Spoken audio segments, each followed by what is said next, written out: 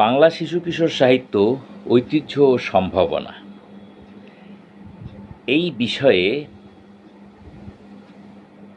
শিশুরাম Das college ও Raidighi college পশ্চিমবঙ্গের যৌথ উদ্যোগে দ্বিদিবসীয় আন্তর্জালিক আলোচনা চক্রে 28শে সেপ্টেম্বর 2020 তারিখে যে আলোচনা আমি করি সেটির সংক্ষিপ্ত সার এখানে উপস্থাপন করতে চাচ্ছি।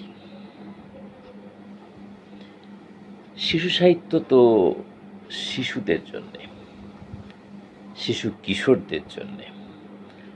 আমি কিন্তু চিরকাল এমন বুড়ো ছিলাম না। এক সময় আমিও শিশু ছিলাম। সেই সময়ে আমি যা পড়ে মজা পেতাম আমি বুঝি সেটাই শিশু সাহিত্য। আমার মারা যে 4 বোন ছিলেন তা আমি দেখেছি। তাদের মধ্যে একজন খুব ভালো ছবি আঁকতে পারতেন। দাদু বাড়ি বেড়াতে গেলে মা কোথাও তিনি যেতেন, তাহলে ওই মাসির কাছে আমাকে বা ওই খালার কাছে আমাকে রেখে যেতেন। একটি প্রলোভনের মূল্য ঝুলত। সেই প্রলোভন হলো তিনি আমায় ছবি এঁকে দেবেন। তিনি ভালো ছবি আঁকতে পারতেন। তো আমাকে পাশে বসিয়ে কি সুন্দর সুন্দর সব ছবি তিনি আঁকতেন। ছবির সঙ্গে মানানসই ছড়া পাশে লিখতেন। এভাবেই তিনি আমাকে লম্বা লম্বা বড় বড় এবং মোটা মোটা তুলোট কাগজে ছবি এবং ছড়া লেখা এবং আঁকা এর মাধ্যমে তিনি একটি বই সৃষ্টি করলেন এবং সেই বইটি আমাকে দিয়েছিলেন। সেই বই আমি পড়েছিলাম। সে একটা আনন্দের জগৎ এবং সেই বইয়ের মধ্যে ছড়া ছিল ছ্যাঁকড়া গাড়ি তোকে নিয়ে ফ্যাকড়া ভারী, নড়ে চড়ে চলে না, মাসে চলে দিনের পথ, এইসব। আবার আয় রে আয় টিয়ে নায় ভরা দিয়ে না নিয়ে গেল বোয়াল মাছে, তা দেখে দেখে ভোঁদর নাচে, ওরে ভোঁদর ফিরে চা, খোকার নাচন দেখে যা। এই যে ছড়াটা পড়লাম শেষে, এই ছড়াটি অনেক পরে যোগীন্দ্রনাথ সরকারের বই যখন পড়লাম তখন তাতে এটি পেলাম। আমার বাবা ঠাকুরদা তাঁতি আর বাঘের একটি গল্প শুনেছিলেন। ঠাকুরদা তার বাবার কাছে, আমার বাবা আমার ঠাকুরদার কাছে, অর্থাৎ আমরা যাকে দাদা বলি তার কাছে, আর আমি আবার আমার বাবার কাছে এই গল্প শুনেছি। এবং পরে দেখা গেল উপেন্দ্র কিশোরের বইয়ের মধ্যে এই গল্প আছে, কিন্তু উপেন্দ্র কিশোরের বই লেখার আগে থেকেই এই গল্প প্রচলিত যে আছে তার প্রমাণ তো আমরা পাচ্ছি। তাহলে উপেন্দ্র কিশোরের এই যে গল্প, এটি তিনি বাংলা লোক সাহিত্য থেকে সংগ্রহ করে উপস্থাপন করেছেন। তো আমি যেই আঁকা এবং হাতে লেখা বইটির কথা বলছি, সেটি দ্বারা কিন্তু আমি খুব অনুপ্রাণিত হয়েছিলাম। এবং আমার শৈশবেই, কিশোরবেলায়, আমি যখন ক্লাস 7-এ পড়ি তখন আমার প্রথম বইটি বার হয়েছিল, সেটি ছিল হাতে লেখা বই। তো ওই যে ছড়ার কথা বলছিলাম এবং ওই যে ছবির কথা বলছিলাম, ওই ছড়া এবং ওই ছবি, এসবের দৃশ্যকে আমি সত্যি বলে কল্পনা করেছিলাম। তিনি ওই ছড়ার প্রতিটি দৃশ্য এভাবে এঁকেছিলেন যেন ঘটনাগুলো সত্যি সত্যিই ঘটছে। তাহলে যোগীন্দ্রনাথ সরকার এবং মাসি, অর্থাৎ আমার খালা, আমার মতো একটি শিশুকে ওই কল্পনার জিনিসগুলোকে বাস্তব বলে মানতে বাধ্য করেছিলেন। এটাই হলো সাহিত্যিক এবং শিল্পীর কৃতিত্ব। 19বিংশ শতকের শেষ থেকে বিংশ শতকে এসে যেমন মনকাড়া সব লেখা, ছড়া, কবিতা, গল্প, উপন্যাস আর সঙ্গে সম্পূর্ণ মানানসই ছবি ছোটদের জন্য আসতে লাগলো, যে শিশু কিশোরীরা কল্পনার সঙ্গে বাস্তবের সেতুবন্ধন রচনা করতে লাগলো। এটাই আমাদের শিশু কিশোর সাহিত্যের ঐতিহ্য। এই সাহিত্যের প্রতি আগ্রহ প্রথম জন্মেছিলেন আমার মা। রবীন্দ্রনাথের বীর পুরুষ তিনি আবৃত্তি করে শোনানোর মাধ্যমে আমার দিদিমা শিশু শিক্ষা মদনমোহন তর্কালঙ্কারের সেই বই আমাকে কিনে দিয়েছিলেন এবং তাতে পাখি সব করে রব আমি পড়েছিলাম। এটাই আমার শিশু সাহিত্যের প্রতি আগ্রহের প্রথমের ঘটনা এবং ঐতিহ্যের প্রতি আগ্রহেরও প্রথমের ঘটনা। তো ঊনবিংশ শতকে ছিল উন্মেষকাল শিশু সাহিত্যের। ইউরোপীয় রেনেসার সংস্পর্শে এসে বাংলায় রেনেসা এলো এবং পাশ্চাত্য ভাবধারা প্রভাবিত আধুনিকতা এলো, ইংরেজি শিক্ষা এলো। বাংলায় লিখিত শিশু সাহিত্যের বিকাশের সুযোগ হলো, তার কারণ ছিল চারটি। এক হলো যে ইংরেজি ভাষা সাহিত্যের সঙ্গে বিদ্যুৎ সমাজের অধিকতর সংযোগ ঘটেছিল যখন। তারপরে দুই হলো মেধাসম্পন্ন উপযুক্ত আগ্রহী রচয়িতার প্রাপ্যতা যখন হলো। তিন হলো প্রকাশকের লভ্যতা যখন হলো। চার হলো মুদ্রণ যন্ত্রের ব্যবহারের সুযোগ যখন হলো। এগুলো জিনিস যখন হলো তখন লিখিত আধুনিক শিশু সাহিত্য সৃষ্টির সুযোগ সৃষ্টি হলো। তো উদাহরণ হিসেবে বলা যায় যে আমি যদি নিজে আগ্রহী না হতাম, নিজের যদি আগ্রহ না থাকতো, তাহলে যেমন শিশু সাহিত্যের চর্চা আমার দ্বারা হতো না, তেমনি সুযোগ না পেলে আগ্রহ জাগত কিনা সেটাও একটি সন্দেহের বিষয়। তো এই শিশু সাহিত্য পাঠকের কাছে পৌঁছানোর জন্য দুটো বাহন ছিল। যেমন আমি যদি এখন ঢাকা থেকে কলকাতায় যাই তাহলে যেমন বাস, বিমান বা রেল বা লঞ্চ বা যে কোনো একটা বাহন লাগবে, তেমনিভাবে পুস্তক পুস্তিকা এবং সাময়িক পত্র এই দুই বাহনের উপর ভর করে শিশু সাহিত্যের লিখিত যে রূপ আধুনিক সেটি পাঠকের কাছে গিয়েছিল। 1818-তে এটি শুরু হয়েছিল। আমরা জানি শ্রীরামপুর ব্যাপটিস্ট মিশন হুগলি জেলায়, সেখানে ছাপাখানা বসেছিল এবং জন ক্লার্ক মার্শম্যান তিনি জন্মলাভ করেছিলেন ইংল্যান্ডে। তিনি বাঙালি ছিলেন না, তিনি বাংলা ভাষা শিখেছেন এবং তিনি এখানে আসবার পরে তিনি বাংলা ভাষা শিখে দিগদর্শন নামে একটি কাগজ বার করলেন। এই পত্রিকাটি ছোটদের ছিল না, মানে লেখা ছিল না ছোটদের, কিন্তু এর মধ্যে যা ছাপা হতো তা ছোটদের যোগ্য ছিল। এই পত্রিকাটি ছিল সম্পূর্ণ নির্ভরশীল অনুবাদের উপর এবং সম্পূর্ণ নির্ভরশীল প্রবন্ধের উপর, এবং এটি একটি দ্বিভাষিক পত্রিকা ছিল। দুটো ভাষা ছিল এতে, বাংলা আর ইংরেজি। তো লিপিধারা এবং নীতিকথা প্রকাশক ক্যালকাটা স্কুল বুক সোসাইটি, এই যে দুটো বই ক্যালকাটা স্কুল বুক সোসাইটি বার করেছিল প্রথম সেই সময়েই, সেটাও শ্রীরামপুর মিশনের মুদ্রণালয়েই ছাপা হয়েছিল। তো 1818 থেকে 1846 এই যে খ্রিস্টাব্দ, এই সময়কালকে আমরা ভাবছি যে এই সময়কালটা হলো একেবারে বাংলা আধুনিক শিশু সাহিত্যের একেবারে প্রথম যুগ। এবং এই সময়ের কতগুলো বৈশিষ্ট্য। এক হচ্ছে এই সময়টা ছিল পাঠ্যপুস্তকের যুগ। আগে পাঠ্যপুস্তক ছিল না, তখন স্কুল হচ্ছে কিন্তু পাঠ্যপুস্তক নেই, তাই পাঠ্যপুস্তকের যুগ এটি, এবং পাঠ্যপুস্তকই শুধু রচিত হলো। এবং 2 নম্বর হলো সম্পূর্ণ অনুবাদ নির্ভর। 3 নম্বর হলো উপদেশমূলক কথা থাকতো সেখানে। 4 নম্বর হলো ধর্মপ্রচারের চেষ্টাও চলেছিল, সেটি প্রধানত খ্রিস্ট ধর্ম। আর ভাষা ছিল 5 নম্বরে সংস্কৃতাশ্রয়ী। 6 নম্বর হলো জ্যোতিচিহ্নের ব্যবহার অপরিমিত। ঈশ্বরচন্দ্র বিদ্যাসাগর এসে জ্যোতিচিহ্নের ব্যবহারকে চালু করেছিলেন। তো তার আগে জ্যোতিচিহ্নের ব্যবহার অপরিমিত ছিল। আর 7 নম্বর হলো প্রধানত প্রবন্ধ ছিল। 8 নম্বর হলো সাধু ভাষার গদ্য ছিল। 9 নম্বর ছড়া কবিতা আর অনুপস্থিতি ছিল। তো প্রধান প্রতিষ্ঠান ছিল ক্যালকাটা স্কুল বুক সোসাইটি, যদিও হিন্দু কলেজ পাঠশালা, তত্ত্ববোধিনী পাঠশালা, ট্রাক্ট সোসাইটি, এশিয়াটিক সোসাইটি, গৌড়ীয় সমাজ এইসবের সৃষ্টি হয়েছিল কাছাকাছি সময়ে, কিন্তু ক্যালকাটা স্কুল বুক সোসাইটি বই ছাপত, তারা বই কিনত এবং তারা সেই বইয়ের বিপণন করত। তারা এই বই ছাত্রদের কাছে অর্থাৎ কিশোরদের কাছে অর্থাৎ এই শিশু সাহিত্যের পাঠকদের কাছে পৌঁছত। তো দ্বিতীয় যুগ হচ্ছে 1847 থেকে 1891, এই সময়টায় সৃষ্টিশীলতার উন্মেষ ঘটেছিল। বিদ্যাসাগর এসে গিয়েছিলেন এবং বিদ্যাসাগরের বেতাল পঞ্চবিংশতি এসেছিল, জীবনচরিত, কথামালা, বর্ণপরিচয়, বোধোদয় এসব তিনি লিখেছিলেন। এই যে ভাষা, তার ভাষার বৈশিষ্ট্য হলো অনুবাদ হলেও, তিনিও অনুবাদই করেছিলেন, তিনিও পাঠ্যপুস্তকই লিখেছিলেন, কিন্তু অনুবাদ হলেও পারিপার্শ্বিকতাকে দেশজ করে তুলতে পেরেছিলেন তিনি, এখানে তার কৃতিত্ব। মদনমোহন তর্কালঙ্কার এসে গেলেন, তিনি শিশু শিক্ষা লিখলেন। 1849-50 প্রকাশিত হলো পাখি সব করের অপ্রভাত বর্ণনের যে কবিতা, যেটি আমি পড়েছি, অনেকে পড়েছেন। তো এইভাবে মদনমোহন তর্কালঙ্কার এসে গেলেন। মধুসূদন মুখোপাধ্যায় এলেন এই সময়ের মধ্যে। তিনি পাঠ্যপুস্তকের বাইরে উপমার ব্যবহার করে অনুবাদকেও গল্পের মতো রূপ দিলেন, স্বাদ দিলেন। তারপরে মাইকেল মধুসূদন দত্ত কবিতা লিখলেন। কাঙাল হরিনাথ বিজয় বসন্ত প্রথম উপন্যাস লিখবার চেষ্টা করলেন ছোটদের জন্য। দীনবন্ধু মিত্র 1872 দীর্ঘ কবিতা লিখলেন। কালীকৃষ্ণ ভট্টাচার্য জীবন আদর্শ নামের বই লিখলেন। মোজাম্মেল হক শান্তিপুর কবিতা লিখলেন। তিনি মুসলিম সমাজের প্রতিনিধিত্বকারী একেবারে একেবারে প্রথম দিককার একজন রচয়িতা কবি অক্ষয় কুমার দত্ত চারুপাঠ নামের প্রবন্ধ লিখলেন। সেটি যদিও প্রবন্ধ এবং অনুবাদেরই উপরে নির্ভরশীল, কিন্তু তার নিজস্ব ভাষারীতি এটিকে আকর্ষণীয় করেছিল।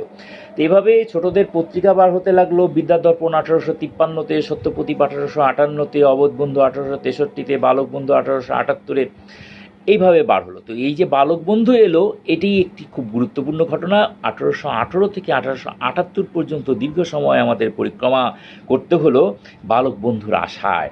আসলে বালক বন্ধু ব্রাহ্ম সমাজ বার করেছিল, সম্পাদক ব্রহ্মানন্দ কেশবচন্দ্র সেন ছিলেন। এটি প্রথম আদর্শ ছোটদের পত্রিকা। এরপরে আর্যকাহিনী নামের 1881 থেকে 83-র মধ্যে ছোটদের প্রথম বাংলা সাপ্তাহিকটি বার হলো। কিন্তু তারপরে বালক বার হলো 1885-তে। ঠাকুরবাড়ির পত্রিকা জ্ঞানদানন্দিনী দেবী এর সম্পাদক ছিলেন। সখা প্রমোদাচরণ সেন যে বার করলেন 1883-তে, এটি খুব উল্লেখযোগ্য ঘটনা এবং সখার মাধ্যমেই প্রথম আধুনিক উন্নত ছোটদের পত্রিকা পাওয়া গেল। কতটা দীর্ঘ সময় লাগলো। তো প্রথম উপন্যাস মৌলিক ও সার্থক ছোটদের উপন্যাস ভীমের কপাল, এটিতেই প্রথম সংখ্যায় ছাপা হয়েছিল এবং গল্প, কবিতা, প্রবন্ধ, জীবনী, বিজ্ঞান ছিল, আর অনেকগুলো ছবি ছিল। ছবি টবি সবই এঁকেছিলেন এবং সবগুলো রচনাই লিখেছিলেন প্রমোদাচরণ সেন, ক্ষণজন্ম ব্যক্তি। সখার মাধ্যমে বাংলা ছোটদের পত্রিকা নব উত্থান পর্বে প্রবেশ করলো। 1847 থেকে 1891 এই যে সময়কালটার কথা আমরা বলছি, সেই সময়কালটা হলো সৃষ্টিশীলতা আর উন্মেষ পর্ব। এই সময়ের বৈশিষ্ট্য হলো এখানে অনুবাদ ছিল, আর আগের পর্বেও অনুবাদ ছিল। এখানে পাঠ্যপুস্তকই ছিল, আগেও পাঠ্যপুস্তকই ছিল। এখানে প্রবন্ধ ছিল, আগেও প্রবন্ধই ছিল। এখানে গল্প, উপন্যাস, ভ্রমণ কাহিনী নেই বললেই চলে, তবে আসছে। এখানে কবিতা নগণ্য এবং খুবই কম, কিন্তু আসছে, আগে আসতো না। আর আগের কালের চেয়ে প্রবন্ধ অনেক বেশি দেশোপযোগী। এই যে উন্নতি হচ্ছে, পাঠ্যপুস্তকের বাইরের জিনিসও আসতে শুরু করেছে, আগে আসেনি। কল্পনা শক্তির অধিকতর প্রয়োগ হচ্ছে, যতটা প্রয়োগ আগে হয়নি। এবারে ঊনবিংশ শতকের তৃতীয় বা শেষ ধাপে আমরা এসে গেছি এবং এই 1891-এর পর থেকে পাঠ্যপুস্তকের বাইরের কল্পনা নির্ভর শিশু সাহিত্য আমরা পেতে শুরু করেছি। স্বাধীন চিন্তা শক্তির ব্যবহার শুরু হয়েছে, মৌলিক ছড়া, কবিতা, গল্প, উপন্যাসের আবির্ভাব হয়েছে। এই সময়ে আমরা যোগীন্দ্রনাথ সরকার, উপেন্দ্রকিশোর রায়চৌধুরী, নবকৃষ্ণ ভট্টাচার্য, প্রমোদাচরণ সেন, নবকৃষ্ণ ভট্টাচার্য, রাজকৃষ্ণ রায়, অবনীন্দ্রনাথ ঠাকুর, রবীন্দ্রনাথ ঠাকুর, এদেরকে সব আমরা পেয়ে গেছি। সবচেয়ে উজ্জ্বল এই সময়ে ছিলেন যোগীন্দ্রনাথ সরকার। 1891-এ হাসি ও খেলা নামের আদর্শ ছোটদের সংকলন তিনি প্রকাশ করতে পেরেছিলেন, সম্পাদনা করতে পেরেছিলেন। এতে উপেন্দ্র কিশোর, যোগীন্দ্রনাথ সরকার, নবকৃষ্ণ ভট্টাচার্য, রাজকৃষ্ণ রায়, প্রমোদাচরণ সেন, এদের সব লেখা বার হয়েছিল। যদিও প্রমোদাচরণ সেন এইটি বার হওয়ার আগেই মৃত্যুবরণ করেছিলেন, কিন্তু তার লেখা এতে ছিল। তো ছেলেদের রামায়ণ 1894 উপেন্দ্র কিশোর রায়চৌধুরী লিখেছিলেন। শকুন্তলা 1895 অবনীন্দ্রনাথ ঠাকুর এটি লিখেছিলেন। এই যে শকুন্তলা, এতে বনবনানী এলো, পশু পাখি এলো, মানুষ এলো, জীবন এলো। অবনীন্দ্রনাথ ঠাকুর আর যোগীন্দ্রনাথ সরকার মিলে সাধু ভাষার দেয়াল ভেঙে চলিত ভাষাকে এনে ফেললেন।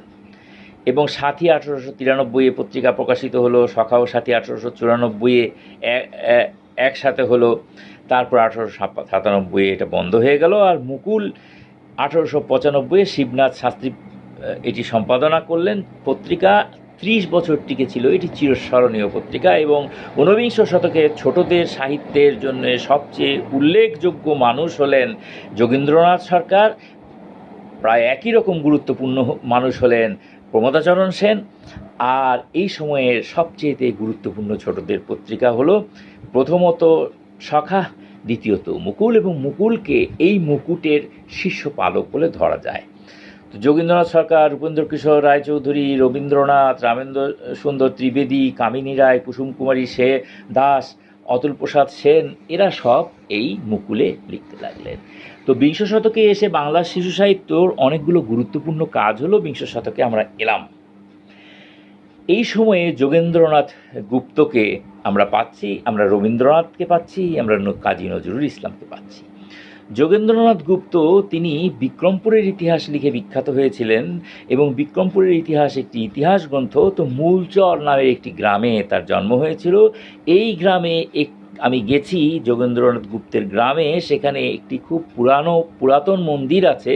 সে বাংলাদেশে অন্যান্য অনেক জায়গায় পুরাতন মন্দির আছে, কিন্তু সেই মন্দিরগুলো সংস্কার করে পূজার ব্যবহারের অব্যাহত আছে, এই কারণে সংস্কার হয়েছে। সংস্কার করতে গিয়ে এটির মূল যে রূপ, আদি যে রূপ, এটি নষ্ট হয়ে গেছে অনেক জায়গায়। তো মানুষ বোঝে না, যারা পুরাতত্ত্ব সম্পর্কে, ইতিহাস সম্পর্কে জানে না, তারা না বুঝেই এগুলো করে। তো এইখানে এই গ্রামটার যে মন্দির, সেটিতে তেমন কোনো সংস্কার করার কোনো সুযোগ বোধহয় কেউ পায়নি, সেজন্য এটি আদিরূপ আছে, এখানে এখনও পূজা পার্বণ হচ্ছে। সেইখানে গ্রামটাতে গুপ্তযুগের মুদ্রা পাওয়া গেছে, খুব গুরুত্বপূর্ণ। কাজেই ঐতিহাসিক স্থানেই ওই ঐতিহাসিক গুরুত্বপূর্ণ ব্যক্তির জন্ম হয়েছিল। 100টির বেশি বই তিনি লিখেছিলেন। কৈশোরক নামে একটি পত্রিকা তিনি সম্পাদনা করতেন। এই যে যোগেন্দ্রনাথ গুপ্ত, তিনি শিশুভারতী নামে একটি কোষ গ্রন্থ রচনা করে শিশু সাহিত্যের ইতিহাসে অমর হয়ে রয়েছেন। এটি উত্তরাধিকার সূত্রে ছোটবেলায় আমি পেয়েছিলাম আমাদের বাড়িতে। এখনও এটি ঢাকা শহরে আমার যে বাসভবন, সেটিতে আমি সংরক্ষণ করছি। 1922 খ্রিস্টাব্দে আশুতোষ ধরের সম্পাদনায় আশুতোষ লাইব্রেরির উদ্যোগে শিশু সাথী নামের একটি গুরুত্বপূর্ণ ছোটদের পত্রিকা বার হয়েছিল। এতে যোগেন্দ্রনাথ গুপ্তের লেখা প্রকাশিত হয়েছিল। দক্ষিণারঞ্জন মিত্র মজুমদার, কাজী ইমদাদুল হক, জসিমউদ্দিন, বন্দে আলী মিয়া, কাজী কাদের নেওয়াজ, এরা সব এতে লিখতেন, এবং বোঝাই যাচ্ছে এরা হলেন খ্যাতকীর্তি, পরে বিখ্যাত হয়েছেন। এবং এই বিখ্যাত জনদেরকে এই পত্রিকা তাদেরকে সাহিত্যিক বানানোর ক্ষেত্রে বিরাট ভূমিকা পালন করেছে। যেমন সখা সম্পাদক প্রমোদাচরণ সেন, তিনি উপেন্দ্রকিশোর রায়চৌধুরীকে আবিষ্কার করেছিলেন, তেমনিভাবে এই সব পরবর্তীকালের পত্রিকাগুলো লেখক আবিষ্কার করছে। সন্দেশ 1913 সালে প্রকাশিত হয়েছিল, খুব গুরুত্বপূর্ণ ঘটনা। উপেন্দ্রকিশোর রায়চৌধুরী এটি সম্পাদনা করেছিলেন। এরপরে সুকুমার রায়, সুবিনয় রায়, সত্যজিৎ রায়, সুভাষ মুখোপাধ্যায়, লীলা মজুমদার, নলিনী দাস, বিজয়া রায়, সন্দীপ রায়, এরা সব এটি সম্পাদনা করেছিলেন। ওই সুকুমার রায় মানে বিদ্যে বোঝাই, বাবুমশাই, গোঁফচুরি, সৎপাত্র, এসবের সেই বিখ্যাত সুকুমার রায়। তো 19বিংশ শতকের ছোটদের পত্রিকায় ছবি ছাপা শুরু হয়েছিল, কিন্তু সেগুলো দৈন্য ছিল। সেই দৈন্য ঘুঁচিয়েছিল সন্দেশ, আর এর পূর্ণ বিকাশ হয়েছিল শিশু সাথীতে। যেই শিশু সাথী 1922 খ্রিস্টাব্দে বার হয়েছিল আশুতোষ ধরের সম্পাদনায়, আমি একটু আগেই বললাম। শিশু সাহিত্যের অন্যতম শিল্পী ছিলেন, শিশু সাথীর অন্যতম শিল্পী ছিলেন ফণীগুপ্ত ও পূর্ণচন্দ্র চক্রবর্তী। এরপরে 1920 সালে মৌচাক বার হলো, ঐতিহাসিক ঘটনা। এখনও যে বার হচ্ছে, 100 বছর ধরে বার হচ্ছে, এটি খুব সাংঘাতিক ব্যাপার। এবং শ্রী সুধীরচন্দ্র সরকার এটির প্রথম সম্পাদক, তাকে আমি এই সুবাদে গভীর কৃতজ্ঞতা তার প্রতি জানাচ্ছি। এবং আমার খুব সৌভাগ্য যে আমার অনেকগুলো গল্প এই পত্রিকাটি, ঐতিহ্যবাহী শতবর্ষী পত্রিকাটিতে বিভিন্ন সংখ্যায় ছাপা হয়েছে, বিভিন্ন শারদ সংখ্যাতেও ছাপা হয়েছে। প্রায় 100 বছর ধরে এটি প্রকাশিত হচ্ছে, এটি মনে রাখতে হবে এবং খুব গুরুত্বপূর্ণ। অবনীন্দ্রনাথ ঠাকুরের বুড়ো আংলা, হেমেন্দ্র কুমার রায়ের জকের ধন, বিভূতিভূষণের চাঁদের পাহাড় ধারাবাহিকভাবে এতে ছাপা হয়েছিল। শিবরাম চক্রবর্তীর হাসির গল্প পঞ্চাননের অশ্বমেধ, ছন্দের জাদুকর সত্যেন্দ্রনাথ দত্তের লেখা কবিতা এতে ছাপা হতো, এবং দ্বিতীয় বর্ষে 7ম সংখ্যায় রবীন্দ্রনাথের লেখা এতে ছাপা হয়েছিল। তো হেমেন্দ্র কুমার রায়ের যে জকের ধনের কথা বললাম, এটি আমার 3 প্রজন্ম ধরে আমার বাড়িতে প্রচলিত। আমার বাবা তার কিশোরবেলায় পড়েছিলেন, আমি আমার কিশোরবেলায় পড়েছিলাম, আমার সন্তানদেরকে তাদের আমি কিশোরবেলায় পড়তে দিয়েছিলাম। এই যে কিশোরবেলায়, এই যে আমাদের প্রজন্মের পর প্রজন্ম আকৃষ্ট হচ্ছে, এটি কিন্তু সাধারণ কথা নয়, এটি এমনি এমনি আকৃষ্ট হয়নি, এটির যোগ্যতা এবং গুণে আকৃষ্ট হয়েছে। এইভাবে আমাদের অ্যাডভেঞ্চার এবং গোয়েন্দা কাহিনী জনপ্রিয় হচ্ছে, এবং আমাদের অ্যাডভেঞ্চার গোয়েন্দা কাহিনী, সাহিত্য নির্ভর অ্যাডভেঞ্চার গোয়েন্দা কাহিনী আসছে, যে গোয়েন্দা কাহিনী পড়ে আমরা মনে রাখি। এই যে যুগ যুগান্তর ধরে পুরুষের পর পুরুষ, আমরা পুরুষানুক্রমে আমরা মনে রাখছি। কেন মনে রাখছি? এর মধ্যে সাহিত্য আছে বলে। যারা মনে করেন গোয়েন্দা কাহিনীর মধ্যে কোনোই সাহিত্য নেই, তারা গোয়েন্দা কাহিনী সম্পর্কে ধারণা রাখেন না। বহু গোয়েন্দা কাহিনীর মধ্যে খুবই উঁচু মানের সাহিত্য আছে, এবং সাহিত্যিকের হাতে যদি পড়ে তাহলে সেটা উঁচু সাহিত্য হবে, আর যে সাহিত্যিক নয় তার হাতে পড়লে পড়বো আর শেষ হয়ে যাবে, এর কিছুই মনে থাকবে না। সেটি সাহিত্য নয়, কিন্তু এটি সাহিত্য। শিশু সাহিত্যে নিহররঞ্জন গুপ্তের শঙ্কর ছাপা হয়েছিল, যোগেন্দ্রনাথ গুপ্তের বিখ্যাত সেই বাংলার ডাকাত ছাপা হয়েছিল, খগেন্দ্রনাথ মিত্রের ভম্বল সর্দার, যা বহু ভাষায় অনুদিত হয়েছে পূর্ববঙ্গের কাহিনী, সেটি ছাপা হয়েছিল। আর আফ্রিকার জঙ্গলে ছাপা হয়েছিল। আফ্রিকার জঙ্গলের সাথে আমার শৈশবের স্মৃতি জড়িয়ে আছে। আমাদের সময় স্কুলে একটি লাইব্রেরি ক্লাস থাকতো, সেখানে আমাদেরকে বাধ্যতামূলকভাবে বই দেওয়া হতো এবং বই নিয়ে আসতাম, বাড়িতে পড়তাম, পড়ে আবার জমা দিতাম। কী পড়লাম সেটির সম্পর্কে আবার বলতে হতো, ফলে পড়তে হতো। তো এই যে আফ্রিকার জঙ্গলে পড়ে আমি মনে হলো যে আমি যেন আফ্রিকায় চলে গেছি। আমার কাছে এটি খুবই আকর্ষণীয় বলে বোধ হয়েছিল এবং পরে সারা জীবন ধরে আফ্রিকা আমাকে টেনেছে। এবং অনেক পরে আমি যখন পরিণত বয়সে আমি যখন লিখতে শুরু করলাম ছোটদের জন্য, তখন আমি আফ্রিকার জঙ্গল নির্ভর একটি বই লিখলাম আফ্রিকার বিভীষিকা। এই বইটি এই 2020 সনের যে কলকাতার আন্তর্জাতিক বইমেলা হলো, তাতে সোনারতরী পাবলিকেশন এটি কলকাতা থেকে ভারতীয় সংস্করণ, বাংলা সংস্করণ বার হয়েছে। এখানে তো বার হয়েছিল, এটি ইংরেজি সংস্করণ হরর ইন আফ্রিকা নামে বার হয়েছে। তো এটি পাঠক খুব গ্রহণ করেছে। তা আমি বুঝতে পারি যে এই বিষয়টি, এই যে আফ্রিকার যে জঙ্গল, সেটি চিরন্তন ও আকর্ষণের বিষয়। এটিকে সাহিত্যে আনবার কৃতিত্ব আমাদের পূর্বসূরিদের। 19 শতকে ছড়া কবিতার দৈন্য যা ছিল, 21 শতকে এসে তা ঘুচে গেল। এবং গুরুত্বপূর্ণ কীর্তি হলো পূজাবার্ষিকী প্রকাশ, এটি সম্পর্কে আমরা বলছি। এবং 1918 সালে বাংলা ভাষায় ছোটদের জন্য প্রথম এক বার্ষিকী ছাপা হয়েছিল, তার নাম হলো পার্বণী। সেই যে পার্বণী নামের যে বার্ষিকী, সেই বার্ষিকী রবীন্দ্রনাথের কনিষ্ঠ জামাতা নগেন্দ্রনাথ গঙ্গোপাধ্যায় এটি সম্পাদনা করেছিলেন। এবং এটির প্রথম সংখ্যা 1818 খ্রিস্টাব্দ অর্থাৎ 1325 বঙ্গাব্দে, দ্বিতীয়টি 1920 খ্রিস্টাব্দে অর্থাৎ 1327 বঙ্গাব্দে প্রকাশিত হয়েছিল। মেঘের কোলে রোদ এসেছে, বাদল গেছে টুটি, আজ আমাদের ছুটি ও ভাই, আজ আমাদের ছুটি। রবীন্দ্রনাথ ঠাকুরের এই যে কবিতা, এটি প্রথম এখানে ছাপা হয়েছিল। এবং ঠাকুর বাড়ির বাইরে শিবনাথ শাস্ত্রী, রামেন্দ্র সুন্দর দ্বিবেদী, শরৎচন্দ্র চট্টোপাধ্যায় এরা সব লিখেছিলেন। 1926 বার্ষিক শিশু সাথী বার হয়েছিল। রমেশচন্দ্র মজুমদার, খুব গুরুত্বপূর্ণ ঘটনা, অর্ধশতক ধরে টানা বেরিয়েছে। এবং সুনির্মল বসু, শরদিন্দু বন্দ্যোপাধ্যায়, হেমেন্দ্র কুমার রায়, এস ওয়াজেদ আলী, প্রেমেন্দ্র মিত্র, শিবরাম চক্রবর্তী, নবকৃষ্ণ ভট্টাচার্য, আশাপূর্ণা দেবী, জসিমউদ্দিন, যতীন্দ্রমোহন বাগচি, এরা সব এর মধ্যে লিখতেন। এরা লিখে এটির মান বৃদ্ধি করেছেন এবং পাঠক বৃদ্ধি করেছেন। এবং এরাও লেখক হয়ে, অনেকেই লেখক আস্তে আস্তে বড় লেখক হয়ে উঠেছেন। 1931 ছোটদের কবিতার একটি সংকলন বের হয়েছিল, ছোটদের চয়নিকা, তার নাম গিরিজা কুমার বসু এবং সুনির্মল বসু সম্পাদনা করেছেন। দেব সাহিত্য কুটিরের এই অসামান্য অবদানের কথা আমরা স্মরণ করি। রবীন্দ্রনাথ, নজরুল, হেমেন্দ্র কুমার রায়, সত্যেন্দ্রনাথ দত্ত, কামিনী রায়, গিরিবালা দাসী, বন্দে আলী মিয়া, জসিমউদ্দিন, বুদ্ধদেব বসু, গোলাম মুস্তফা, সুনির্মল বসু, এরা সব বিখ্যাত জনেরা এতে লিখেছিলেন। এটির পূর্বসূরি হলো 1280 বঙ্গাব্দের 10ই আশ্বিন তারিখে কেশবচন্দ্র সেনের সুলভ সমাচার নামের একটি বিশেষ সংখ্যা বার হয়েছিল। এতে অনেক রকম লেখা ছিল, এটির একটি সংকলন ছিল। তো সৈয়দ এমদাদ আলী একটি ঘটনা ঘটালেন 1903 খ্রিস্টাব্দে, যার জীবনকাল ছিল সৈয়দ এমদাদ আলী সাহেবের জীবনকাল ছিল 1880 থেকে 1956 পর্যন্ত। তিনি নবনূর নামের একটি পত্রিকা সম্পাদনা করতেন কলকাতা থেকে। এবং 1903 সালে এই নবনূরের ঈদ সংখ্যা বার হলো, এই প্রথম ঈদ সংখ্যা। এখন তো ঈদ সংখ্যা ছাড়া কোনো পত্রিকাই বার হয় না বাংলাদেশে। এবং ঈদ সংখ্যা ছাড়া ছোটদের পত্রিকা বার করার কথা কল্পনা করা, যারা ঈদ সংখ্যা বার করতে পারে না তাদেরকে খুবই মনে করা হয় যে এই পত্রিকার সামর্থ্যের খুব অভাব, ভালো লেখকদের সঙ্গে তাদের যোগাযোগ নেই ইত্যাদি। তো প্রধান 3 ধরনের সংকলন আমরা তাহলে পেয়ে যাচ্ছি। এক হলো পূজাবার্ষিকী, পূজার সময় বের হতো। ঈদ সংখ্যা, সেটা ঈদের সময়, বিশেষ করে ঈদ তো দুটো, ঈদুল আজহা, ঈদুল ফিতর, এবং প্রধানত ঈদুল ফিতরের সময় এটি বার হয়। আনন্দবার্ষিকী, যে কোনো সময়, বছরের যে কোনো সময় আনন্দবার্ষিকী বার হয়। তো 1947 পরবর্তীকালে 60-এর দশক পর্যন্ত যে সাহিত্য সংকলন বাংলাদেশ থেকে বার হয়েছে, তার মধ্যে গুরুত্বপূর্ণ কয়েকটির নাম হলো খেলাঘর 1955 সালে জেবুন্নেসা আহমদ এটি সম্পাদনা করেছিলেন। টাপুর টুপুর 1965-তে 220 পৃষ্ঠা। আর ময়ূরপঙ্খী ইস্ট বেঙ্গল পাবলিশার্স এটি প্রকাশ করেছিল। সপ্তডিঙা হাবিবুর রহমান 1962-তে সম্পাদনা করেছিলেন। তো 47 পরবর্তীকালে বাংলাদেশ অর্থাৎ পূর্ববঙ্গে যে ছোটদের পত্রিকাগুলো বার হয়েছিল, আমাকে বলাও হয়েছিল এই ভাষণের আগে যাতে আমি বাংলাদেশের প্রসঙ্গটাকে একটু স্পর্শ করি। তো 1948 সালে দেশ বিভাগ পরবর্তীকালে প্রথম মুকুল নামে একটি পাক্ষিক পত্রিকা ছোটদের জন্য বার হয়েছিল।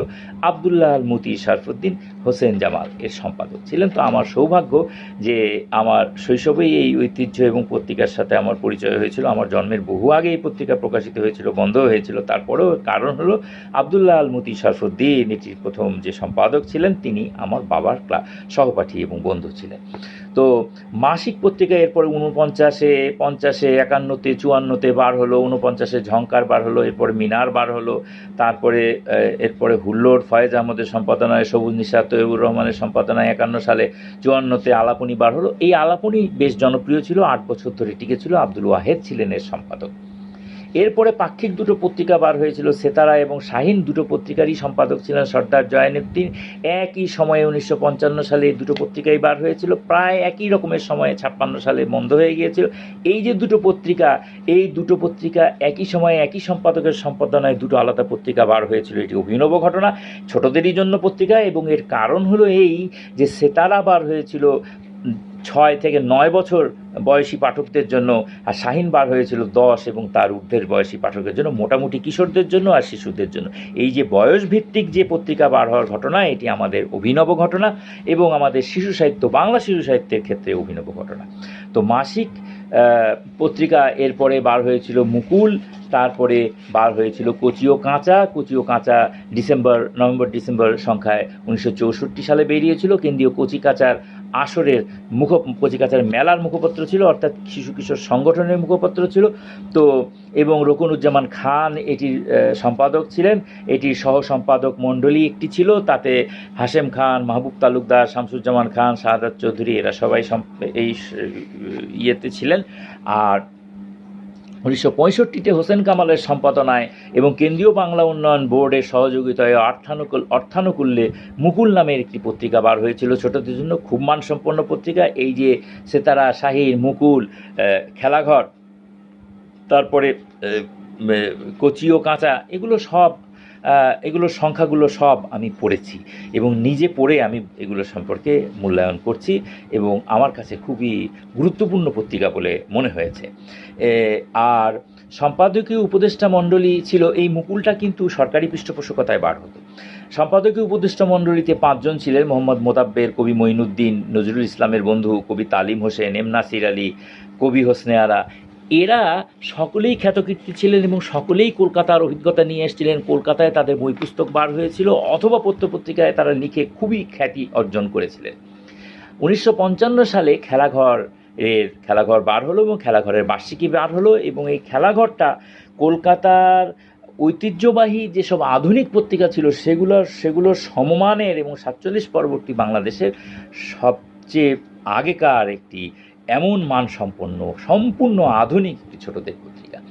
এটির বার্ষিকী যে বার হয়েছিল 55-তে, সে বার্ষিকীতে খগেন্দ্রনাথ মিত্র, সুনীন্দ্র কুমার চট্টোপাধ্যায়, দক্ষিণারঞ্জন মিত্র মজুমদার, নৃপেন্দ্র কৃষ্ণ চট্টোপাধ্যায়, সুনির্মল বসু, লীলা মজুমদার, ননীগোপাল চক্রবর্তী, বনফুল, অন্নদা শঙ্কর রায়, জসিম উদ্দিন, ফররুখ আহমদ, সিকান্দার আবু জাফর, বেগম সুফিয়া কামাল, গোলাম মোস্তফা, মৌলানা আকরাম খাঁ, কাজী কাদের নওয়াজ, আজিজুর রহমান, এইসব বিখ্যাত জনেরা এই বার্ষিকীতে লিখেছিলেন। বোঝাই যাচ্ছে বার্ষিকীটি খুবই গুরুত্বপূর্ণ বার্ষিকী ছিল।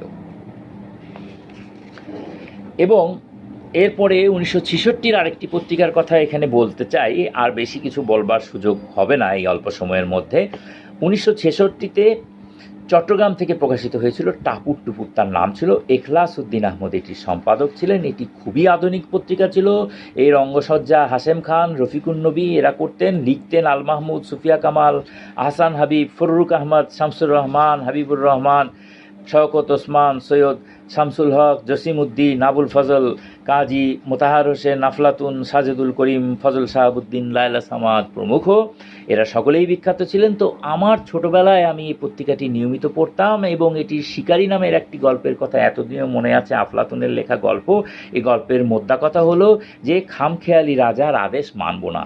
এটি বিদেশি উপকথা অবলম্বনে লেখা ছিল এবং খামখেয়ালি রাজার আদেশ যে মানব না অর্থাৎ স্বাধীন চেতা এবং বাঙালির যে স্বাধিকারের আন্দোলন হচ্ছিল সেটির সাথে এই লেখাটির অন্তর্নিহিত ভাবের একটি সাদৃশ্য ছিল। শহীদ আসাদ 69-এর গণ অভ্যুত্থানের তিনি বামপন্থী ছাত্রনেতা ছিলেন, তিনি মৃত্যুবরণ করাতেই আসলে অভ্যুত্থানটি সফল হয়ে গিয়েছিল। তো মাহবুবুল্লাহর নিবন্ধ ছিল, শামসুর রহমানের কবিতা বিখ্যাত আসাদের ষাঁড়, 1967 সালে এটির সংখ্যা বেরিয়েছিল, আল মাহমুদের কবিতা নোলক এতে প্রকাশিত হয়েছিল। এই যে সেই বিখ্যাত কবিতা, আমার মায়ের সোনার নোলক হারিয়ে গেল শেষে, হেথায় খুঁজি হোথায় খুঁজি সারা বাংলাদেশে। এই যে বাংলাদেশের কথা আমাদের সাহিত্যে বেশি বেশি আসতে শুরু করে দিল। তো বাংলাদেশের সবচেয়ে দীর্ঘজীবী ছোটদের পত্রিকার নাম হলো সবুজ পাতা, 1962 সালে প্রকাশিত হয়েছিল, এখনও নিয়মিত প্রকাশিত হয়ে চলেছে, সরকারি উদ্যোগে এটি প্রকাশিত হয়েছে। আর বেতার বিভাগ থেকে শাপলা শালুক নামে একমাত্র একটি ছোটদের পত্রিকা, এটি প্রকাশিত হয়েছে 1974 সালে বাংলাদেশে। এটি খুব গুরুত্বপূর্ণ ঘটনা। আর 1976 থেকে 83 সালের মধ্যে পূর্ণাঙ্গ ছোটদের একটি সাপ্তাহিক পত্রিকা ঢাকা থেকে বার হয়েছিল, সেটির নাম হলো কিশোর বাংলা। এটি একমাত্র সাপ্তাহিক আমাদের, এবং নুরুল ইসলাম পাটোয়ারি, এস এম পারভেজ এরা সম্পাদক ছিলেন, ভারপ্রাপ্ত সম্পাদক রফিকুল হক দাদুভাই ছিলেন। তো দৈনিক পত্রিকার ছোটদের পাতা যেগুলো ছিল, এগুলো আমাদের শিশু সাহিত্যের বিকাশে খুব বড় ভূমিকা রেখেছে। আজাদ, দৈনিক আজাদের মুকুলের মাহফিল এবং ইত্তেফাকের কচিকাচার আসর, এগুলোতে লিখে আমি আসলে নিজে হাত পাকিয়েছিলাম, আমার শুরু ওখান থেকে হয়েছিল। তো বাগবান, মোহাম্মদ নাসির আলী বড় শিশু সাহিত্যিক, তিনি বাগবান নামে ছদ্মনামে এটির পরিচালনা করতেন। তিনি আমার লেখা পাঠিয়েছিলাম যখন তিনি আমাকে চিঠি লিখেছিলেন। এগুলো খুব আমার জীবনের খুব স্মরণীয় ঘটনা। তো বাংলাদেশের শিশু সাহিত্যে যে বিশেষ স্বতন্ত্র উপাদান আমরা পাচ্ছি দুটো, এক হলো ভাষা আন্দোলন, আর এক হলো মুক্তিযুদ্ধ। এটি একটি বিশেষ বৈশিষ্ট্য, এটি বাংলাদেশের বাংলা শিশু সাহিত্যের একটি বিশেষ বৈশিষ্ট্য, যেটা আমাদের শিশু সাহিত্যে খুব প্রবলভাবে আছে, ছড়িয়ে আছে। এখনও আমাদের এই বিষয় আমাদের শিশু সাহিত্যে ঘুরে ফিরে আসছে। তো আমাদের শিশু সাহিত্যে খ্যাতকীর্তিদের মধ্যে 50-এর দশকেই যারা খুবই বিখ্যাত ছিলেন, তাদের মধ্যে আছেন বন্দে আলী মিয়া, নবীন্দ্র নজরুলের সান্নিধ্য তিনি পেয়েছিলেন। মোহাম্মদ নাসির আলী, তিনি দেশবন্ধু চিত্তরঞ্জন দাশের যে গ্রাম তেলিরবাগ, সেই গ্রামের স্কুলের তিনি ছাত্র ছিলেন। তো বোকা বোকাই নামে তার একটি বিখ্যাত বই আছে, যেটি আমি ছোটোবেলায় পড়েছিলাম। এটির গদ্য অংশটি তার লেখা, এবং কবিতা ছিল, ছড়া ছিল একটু পরপর, এবং সেই ছড়াগুলো লিখেছিলেন আহসান হাবিব। তো লেবু মামার সপ্তকাণ্ড তার একটি বিখ্যাত লেখা, তো বই। তো আহসান হাবিব বিখ্যাত কবি, তিনি রানীখালের সাঁকো লিখেছিলেন 1965-তে। এটি আমাদের বাংলাদেশের শিশু সাহিত্যের একটি খুবই গুরুত্বপূর্ণ, এটি আসলে ছোট একজনের একটি অ্যাডভেঞ্চারেরও কাহিনী এবং এটি গল্পেরও কাহিনী। তো হাবিবুর রহমান লেজ দিয়ে যায় চেনা লিখেছিলেন, বনে বাদারে লিখেছিলেন। তিনিও কিন্তু পশ্চিমবঙ্গের কলকাতায় তার শিশু সাহিত্য চর্চার অভিজ্ঞতা, এদের সকলেরই তাই ছিল।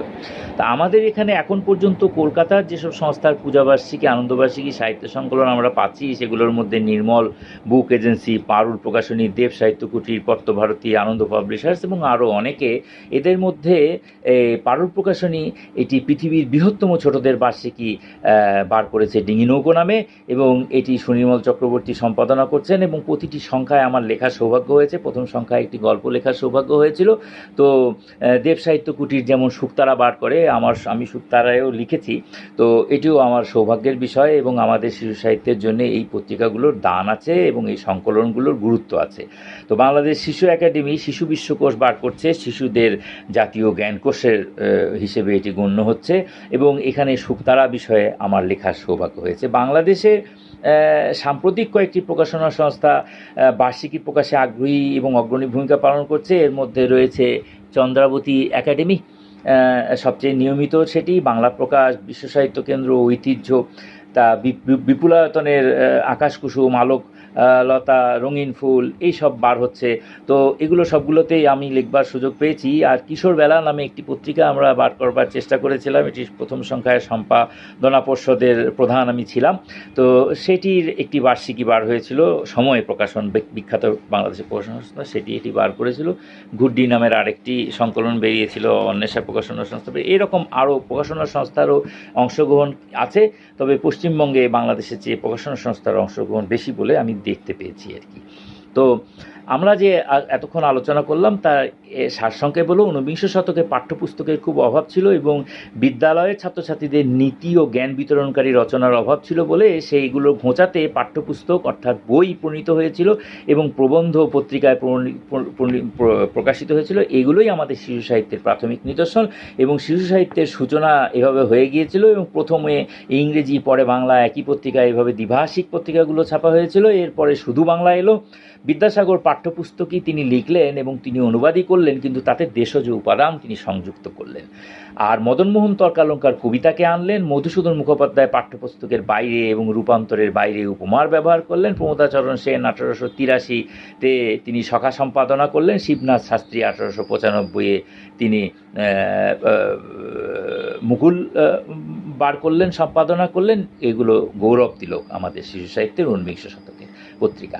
যোগীন্দ্রনাথ সরকার ননসেন্স রাইমের প্রবর্তক। তিনি হারাধনের 10টি ছেলে ঘোরে পাড়াময়, একটি কোথাও হারিয়ে গেল রইল বাকি নয়, এই যে বিখ্যাত যে তার রচনা রয়েছে। তো তারপরে তিনি পরিপূর্ণ শিশু সাহিত্যিক হিসেবে তাকে আমরা পেয়েছি এবং ঊনবিংশ শতকের সবচেয়ে উজ্জ্বল শিশু সাহিত্যিক তিনি শুধু ছড়াকার নন, তিনি শুধু কবি নন, তিনি শুধু গল্পকার নন, তিনি শুধু ঔপন্যাসিক নন, তিনি শুধু জ্ঞানমূলক নিবন্ধকার নন, তিনি সব কিছুই। ঊনবিংশ শতকে আরও অনেক ক্ষণজন্মা শিশু সাহিত্যিকের উপস্থিতি স্পষ্ট এবং স্থায়ী হয়েছিল। এদের মধ্যে প্রমোদাচরণ সেনের কথা আমাদের বলতেই হবে। তখনই রায় পরিবার এবং ঠাকুর পরিবারের পদচারণা স্পষ্ট হতে শুরু করেছিল, উপেন্দ্রকিশোর রায়চৌধুরী রায় পরিবারের আর রবীন্দ্রনাথ ঠাকুর পরিবারের। তো এই যে বিংশ শতকে আরেকটি গুরুত্বপূর্ণ ঘটনা ঘটেছিল যে খগেন্দ্রনাথ মিত্র ছোটদের জন্য একটি দৈনিক পত্রিকা বার করবার দুঃসাহস দেখিয়েছিলেন। এটি বাংলা নয়, শুধু ভারত নয়, এটি এশিয়া মহাদেশের প্রথম ছোটদের দৈনিক 1948 সালে বার হয়েছিল। তো ছোটদের সাহিত্য সংকলনের প্রাচুর্য এই বিংশ শতকে এসেছিল এবং এর শুরু আসলে হয়েছিল ঊনবিংশ শতকে হাসি ও খেলা দিয়ে যোগেন্দ্রনাথ সরকারের। তো ছড়া কবিতার সংকলন, গল্পের সংকলন, সব কিছুর মিশেলের সংকলন, এগুলো সব আমরা বিংশ শতকে পেয়ে গেলাম। কার্টুন, কমিক্স এগুলো এসে গেল। নারায়ণ গঙ্গোপাধ্যায়, বাটুল দ্য গ্রেট, হাদা ভোদা, এগুলোর কথা আমরা এই প্রসঙ্গে স্মরণ করছি।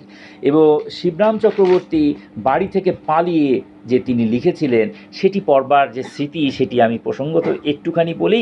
আমি যখন এটি পড়তে লেগেছিলাম, শুরু করেছিলাম, তখন আমার খুব হাসি পেয়েছিল, খুব মজা লেগেছিল। সারাটা বই খুব মজার হাসি, কিন্তু যেই না বই শেষ হলো, মায়ের কাছে গেল, শিশুটি ফিরে গিয়ে মায়ের জন্য সে সব কিছু উৎসর্গ করতে তৈরি হয়ে গেল। এটি আমার মনে খুবই দাগ কাটলো এবং ঝরঝর করে আমি কেঁদে ফেললাম। প্রতি পাঠকই হাসতে হাসতে গিয়ে যে কাঁদেন, এটি হলো লেখকের বৈশিষ্ট্য, এটি সাহিত্যিকের বৈশিষ্ট্য, এটি আমাদের ঐতিহ্য, এটি আমাদের শিশু সাহিত্যের ঐতিহ্য।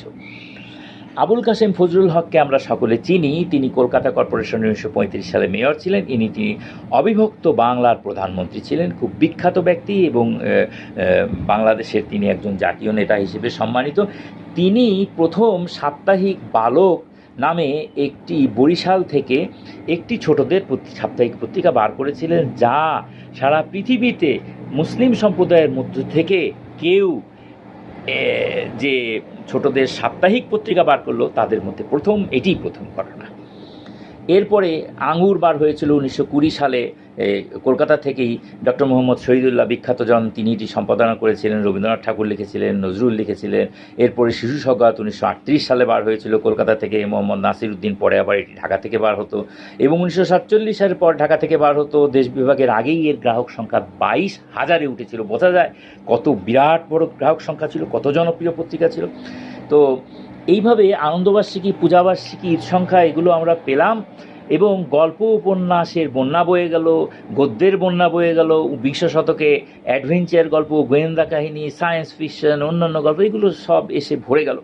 তো রবীন্দ্রনাথ ঠাকুর, হেমেন্দ্র কুমার রায়, প্রেমেন্দ্র মিত্র, বিভূতিভূষণ, সত্যজিৎ রায়, শরদিন্দু বন্দ্যোপাধ্যায়, লীলা মজুমদার, মোহাম্মদ নাসির আলী, নারায়ণ গঙ্গোপাধ্যায়, শিবরাম চক্রবর্তী, খগেন্দ্রনাথ মিত্র, এদেরকে সব আমরা পেয়ে গেছি এই বিংশ শতকে। এবং ছড়া কবিতার বন্যা এসে গেল। রবীন্দ্রনাথ ঠাকুর, কাজী নজরুল ইসলাম, কুসুম কুমারী দাস, কামিনী রায়, বন্দে আলী মিয়া, গোলাম মোস্তফা, শেখ ফজলুল করিম, জসিমউদ্দিন, আহসান হাবিব, এদেরকে সব আমরা এই সময় পেয়ে গেছি।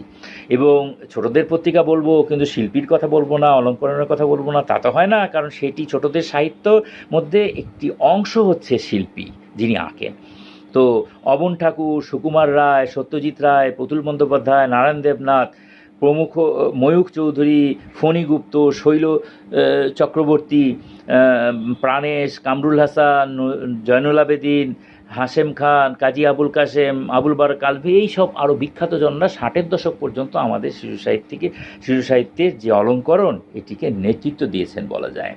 ঘনাদা, টেনিদা, ফেলুদা, কিরিটি, এই সব চরিত্র আমাদের শিশু সাহিত্যে বিংশ শতকে আমরা পেয়েছি। আমারও সৌভাগ্য হয়েছে এমন একটা চরিত্র, রিঙ্কু চরিত্র, এটি কিশোর গোয়েন্দার চরিত্র সৃষ্টি করবার, এবং এটির অনেক বই বার হয়েছে, যেমন পাইন বনে পোড়োবাড়ি, রিঙ্কু তার গোয়েন্দা দল, রিঙ্কু তার গোয়েন্দা বাহিনী, সর্বশেষে দুঃসাহসী রিঙ্কুর গোয়েন্দা রিঙ্কুর দুঃসাহসী অভিযান, এই সব। তো এগুলোতে আমি দেখেছি পরে পাঠকরা, অর্থাৎ ছোটো ছোটো ছেলেমেয়েরা, স্কুলের ছেলেমেয়েরা, এরা বইয়ের দোকানে গিয়ে খোঁজ নিয়ে বলে যে এর পরবর্তী সিরিজ কবে আসবে। তার মানে এগুলো তাদের মনে দাগ কাটে, তারা এগুলোকে পছন্দ করে। তো আমাদের পাঠকদের মধ্যে আগ্রহ সৃষ্টি করতে পেরেছে এবং আমাদের সাহিত্যেও নতুন উপাদান সংযোজন করেছে এই জাতীয় চরিত্র, এবং এই জাতীয় চরিত্র নির্ভর যে আমাদের গোয়েন্দা কাহিনী, অ্যাডভেঞ্চার কাহিনী, এগুলোর মধ্যে কিন্তু সাহিত্য আছে। এগুলোর ভেতরে সাহিত্য নেই তা মনে করাটা ভুল। দক্ষিণারঞ্জন মিত্র মজুমদার ঠাকুরমার ঝুলি আমাদের এই বিংশ শতকে দিয়েছেন। তারপরে বাংলাদেশের শিশু সাহিত্যে মুক্তিযুদ্ধ, ভাষা আন্দোলন এসেছে, ভাষাভিত্তিক জাতীয়তাবাদ এবং অসাম্প্রদায়িকতা, মানবতা, এইগুলো আমাদের শিশু সাহিত্যে খুব ভালোভাবে ঢুকে পড়েছে, এবং এগুলো বিংশ শতকেই হয়েছে, এবং এগুলো আমাদের গৌরব, এগুলো আমাদের ঐতিহ্য। এবং পূর্ববঙ্গে 47 পূর্বকালে তোষিনী, পাপিয়া, রাজভোগ এসব কাগজ বার হতো, এবং এইগুলোর প্রধান এবং প্রথমটি ছিল অক্ষয় কুমার গুপ্ত সম্পাদনায় ঢাকা থেকে রাজভোগ বার হয়েছিল। তো আমরা এতক্ষণ যে আলোচনা করলাম এটি আমাদের ঐতিহ্য সম্পর্কে। তো আমরা যে চিন্তাশক্তির প্রয়োগ ও সম্পূর্ণভাবে অনুবাদ, অর্থাৎ ভিন্ন ভাষার মুখাপেক্ষী বাংলা শিশু সাহিত্যকে আজকের অবস্থায় পৌঁছে দিয়েছে, সেই চিন্তাশক্তির প্রয়োগই বাংলা শিশু সাহিত্যের সামনে অমিত সম্ভাবনা অবারিত করবে। চিন্তাশক্তির প্রয়োগ হয় যদি ঠিকমতো, তাহলে আমাদের সাহিত্য বিকশিত হবে, এবং নিশ্চয়ই হবে। পরীক্ষা নিরীক্ষা ও গবেষণা এই সাহিত্যের ধারাকে আরও অনেক দূরে এগিয়ে নিয়ে যেতে পারবে। যেমন কবিতায় আমি একবার এই কয়েক বছরের মধ্যে আমি একবার গেলাম, পুরুলিয়ায় গেলাম, কারণ আমার ইচ্ছা ছিল অযোধ্যা পাহাড় নিয়ে একটা কিশোর উপন্যাস লিখব। তো এটি দেখবার জন্য অযোধ্যা পাহাড় তো আমাকে দেখতে হবে, আমার কোনো জিনিস স্পর্শ না করে কোনো জায়গায়, যে রিঙ্কুর চরিত্রটা, এটি শিলিগুড়ি, কালিম্পং, দার্জিলিং, নেপাল, কাঠমান্ডু, এই সব জায়গায় এই চরিত্র ঘুরেছে। তো কাজেই আমি যেই জায়গায় যাব সেখানটা সম্পর্কে জেনে তারপরে লিখব, এটি আমার নীতি। তো সেই কারণে আমি ওই পুরুলিয়া গেলাম, আবার আমি বিষ্ণুপুরেও গেলাম। তো বিষ্ণুপুরে গিয়ে আমি দেখলাম যে আমাদের শিশু সাহিত্যিক একজন তারাশঙ্কর চক্রবর্তী, তিনি সাঁওতালি এবং বাংলার মিশেলে তিনি লিখছেন। এটি একটি পরীক্ষা নিরীক্ষার বিষয়। তারপরে তিনি আদি অন্ত মিল নিয়ে গবেষণা করছেন এবং লিখছেন। এইগুলো যে এই যে গবেষণা, এই গবেষণার কথা আসছে, এবং এই জাতীয় গবেষণা এবং এই জাতীয় চিন্তার প্রয়োগ, এটি আমাদের শিশু সাহিত্যের আগামী দিনের ভবিষ্যতের জন্যে খুবই সুখপ্রদ। তা আমরা কল্পনা করতে পারি না এমন জায়গায়ও আমাদের শিশু সাহিত্য চলে যাবে বলে আশা করতে পারি। কম্পিউটারনের কথা কি আমরা ভেবেছিলাম? আমরা তো ভাবিনি, কিন্তু কম্পিউটারন তো হয়েছে। কম্পিউটারন হওয়ার মাধ্যমে কত দূর অগ্রসর হয়েছে। চিত্রশিল্পীদের কাজের সঙ্গে কম্পিউটারের সংযোগ কোথায় নিয়ে গেছে আমরা তো জানি সেটা। তো ছড়া কবিতায় ক্রমাগত মেধাবী ছেলেমেয়েরা যুক্ত হলে আরও নতুনত্ব আসবে, আরও নতুনত্ব আসবেই, এবং কোনো কিছুই বসে থাকে না। একটি বোতল থেকে যদি সব বাতাস বার করে নেওয়া হয়, তাহলে বাইরের বাতাসের চাপে দিয়ে ওই যে বোতলের কাঁচ ভেঙে ভেতরে বাতাস ঢুকে যাবে, কোনো জিনিস ফাঁকা থাকবে না। এবং আমরা যখন থাকবো না, তখন আমাদের চেয়ে বড় বড় সাহিত্যিকরা, সাহিত্যকর্মীরা আমাদের শিশু সাহিত্যের সঙ্গে নিশ্চয়ই যুক্ত হবেন। আমি যখন বিগত শতকের 80-90-এর দশকে এই সব গল্প লিখতাম এবং কিশোর উপন্যাস লিখতাম, তখন মোবাইল ফোন ছিল না। তার ফলে মোবাইল ফোনের যে দ্রুত মুহূর্তে খবর পৌঁছে দেওয়া যাচ্ছে সেটি পারা যেত না। সেজন্য খবর দেওয়ার জন্য আমাকে আরও 10 পৃষ্ঠা ব্যয় করতে হতো, এই সব চরিত্রদেরকে বিভিন্ন জায়গায় পাঠাতে হতো, এবং এতে দীর্ঘ হয়ে যেত। কিন্তু সেটি এখন আর হচ্ছে না। আমি আবার একবিংশ শতকে এসে এই রকমের গল্প যখন লিখছি, তখন স্মার্টফোন, ল্যাপটপ, কম্পিউটার এসবকে আনছি এবং আমার মতো সকলে আনছেন এবং অনেক গল্পের খোল নলছে, তাতে বদলে যাচ্ছে। এ তো প্রযুক্তি, এ তো অস্বীকার করা যাবে না। এগুলোর অনেক খারাপ ব্যবহার আছে, কিন্তু সেগুলোকে বাদ দিয়েও এগুলোর ভালো ব্যবহারকেও তো আমরা আনতে পারি। তো ঘনাদা, টেনিদা, কাকাবাবুর মতো আরও অনেক চরিত্র আসবে, তারা আরও তুখোর হবে এবং প্রযুক্তিতে আরও অনেক বেশি সফল হবেন, এই আশা আমরা করতে পারি। ব্রিটিশ লেখিকা জে.কে রাউলিং, তিনি হ্যারি পটার লিখেছেন, তিনি আধুনিক জীবনকে এনেছেন, জাদুকরদের দুনিয়াকে এনেছেন, অ্যাডভেঞ্চার কাহিনীকে এনেছেন, কল্পনা এনেছেন, রূপকথাকে এনেছেন, আবার বাস্তব জীবনকে এনেছেন। কিন্তু তিনি নতুন ধরনের জিনিস এনেছেন। এই নতুন চিন্তাটা এবং নতুন আনাটা গুরুত্বপূর্ণ, কারণ এনে সারা বিশ্বের শিশু কিশোরদেরকে তিনি আকৃষ্ট করেছেন। তো বৈজ্ঞানিক কল্পকাহিনীর ক্ষেত্রে আমরা বলতে পারি, এই ক্ষেত্রে প্রেমেন্দ্র মিত্র লিখেছেন, এই ক্ষেত্রে আমরা লিখছি এবং এই ক্ষেত্রে অনেক কিছু করবার আছে, অনেক কিছু লিখবার আছে এবং আরও অনেক কাজ হবে বলে আশা করা যায়। তো হ্যারি পটার তো রূপকথা, এটি বিদেশি রূপকথা, কিন্তু আমাদেরই তো রূপকথার বিরাট ঐতিহ্য আছে, আমাদের লোকমুখে প্রচলিত রূপকথার ঐতিহ্য আছে, ঠাকুরমার ঝুলি, ঠান্দিদির থলে আছে। তাহলে নিজস্ব ঐতিহ্যের উপরে দাঁড়িয়ে আমরা কেন রূপকথাতেও কালজয়ী কাজ করতে পারবো না? আমরা নিশ্চয়ই পারবো, আমাদের নিশ্চয়ই ভবিষ্যৎ আছে এবং আমরা নিশ্চয়ই অনেক অনেক দূর এগিয়ে যাব এবং আমাদের শিশু সাহিত্য অনেক দূর এগিয়ে যাবে, এই আমার আশা। এই আশা নিয়ে অল্প সময়ের মধ্যে আমি এই কথাগুলো বলবার চেষ্টা করলাম। প্রসঙ্গত আমি মলয় মণ্ডল এবং ছায়া মণ্ডলকে বিশেষ ধন্যবাদ দিই, কারণ তারা দুজনা আমার সঙ্গে খুব যোগাযোগ করেছিলেন এবং তাদের যোগাযোগের ভিত্তিতে আমি এই কাজটি করতে সক্ষম হয়েছি। বক্তৃতাটির জন্যে ওই সংশ্লিষ্ট কলেজ দুটোর প্রিন্সিপাল মহোদয়দেরকে, কলেজের পরিচালনা পর্ষদের সকলকে, অন্যান্য বক্তাদেরকে এবং অংশগ্রহণকারী গবেষকদেরকে এবং কলেজগুলোর ছাত্রছাত্রীদেরকে আমার আন্তরিক ধন্যবাদ এবং কৃতজ্ঞতা জানাই। এই লেখা যদি ভবিষ্যতের মানুষের কাজে লাগে, এই বলা যদি কাজে লাগে, তাহলে আমি সফল হব বলে মনে করি। অশেষ ধন্যবাদ।